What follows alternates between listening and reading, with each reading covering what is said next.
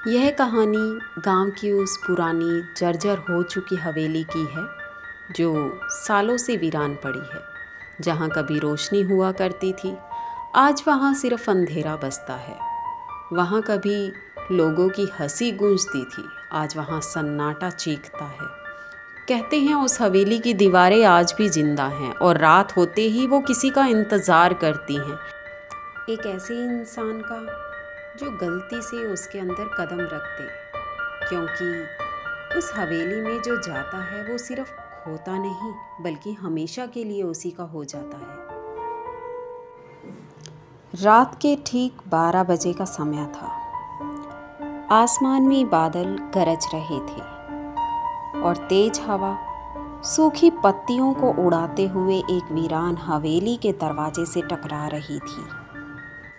गांव के लोग उस हवेली को काली हवेली कहते थे। कहा जाता था कि जो भी वहां गया वापस कभी नहीं लौटा।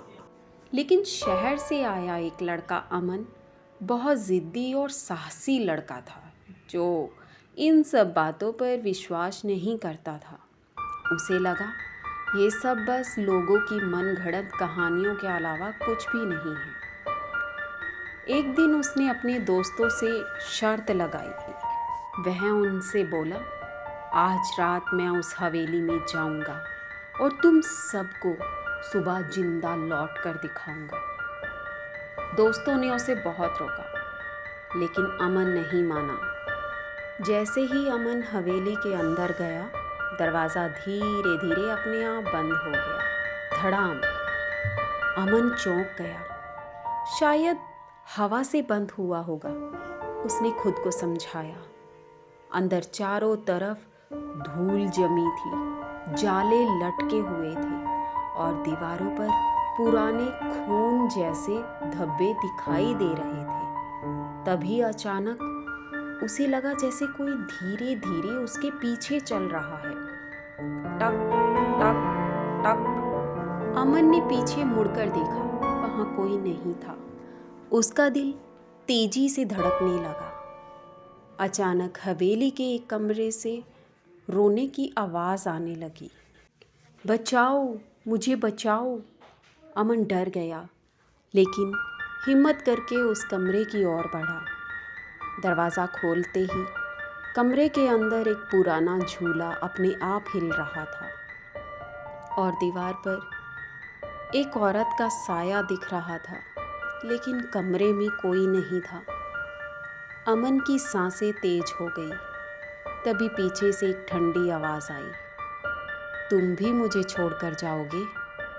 अमन ने धीरे धीरे मुड़कर देखा। उसके सामने एक औरत खड़ी थी, सफ़ेद साड़ी में, बाल बिखरे हुए, आंखें पूरी काली। उसका चेहरा जला हुआ था। अमन डर के मारे पीछे हटने लगा। वह औरत बोली, मैं इस हवेली की मालकिन थी। मेरे अपने ही लोगों ने मुझे जिंदा जला दिया। मैं हर उस इंसान को यहाँ रोक लेती हूँ जो मेरी तरह अकेला है। अमन भागने लगा, लेकिन हवेली के सारे दरवाजे बंद हो चुके थे। अमन पूरी ताकत से चिल्लाया, मुझे जाने दो। लेकिन वो औरत धीरे धीरे उसके पास आने लगी। उसकी ठंडी उंगलियां अमन के कंधे पर पड़ी और अचानक अमन की चीख हवेली में गूंज उठी। सुबह जब गांव वाले हवेली के पास पहुंचे तो दरवाज़ा खुला हुआ था। अंदर अमन कहीं नहीं था। बस दीवार पर एक नया साया दिखाई दे रहा था, एक लड़के का, और दूर से वही आवाज़ फिर आई, अब तुम भी यहीं रहोगे। कुछ जगह सिर्फ कहानियां नहीं होती, वो सच में अपना शिकार ढूंढती हैं। इसी तरह की और भी दिलचस्प कहानियां सुनने के लिए हमारे चैनल को सब्सक्राइब करें और लाइक शेयर करना ना भूलें।